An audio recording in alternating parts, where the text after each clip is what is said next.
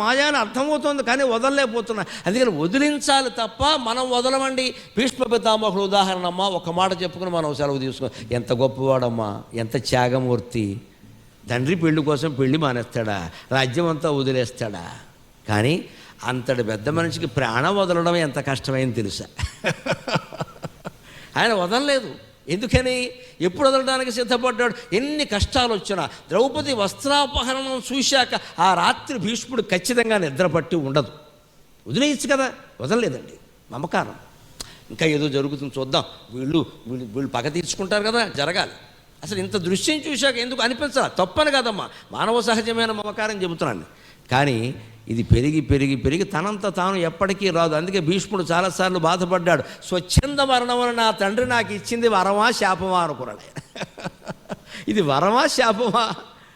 ఇది ఎక్కువ కాలం బతకడం వరమే కావచ్చు, కానీ ఏ జీవి తనంత తాను పోవాలని కోరుకోడు, అందువల్ల శాపమైపోయింది. తాను ఏ రాజ్యం కోసం త్యాగం చేశాడో ఆ త్యాగం ఇవాళ నాశనమైపోతుంటే, ఇవాళ నిజంగా అల్లూరి సీతారామరాజు, చంద్రశేఖర్ ఆజాద్, భగత్ సింగ్ బతుకుండి మన దేశాన్ని, మన రాష్ట్రాన్ని చూస్తే మా త్యాగాలన్నీ వృధాలు అయిపోయాయని అనుకోరండి. అనుమానం ఏదైనా ఉందా?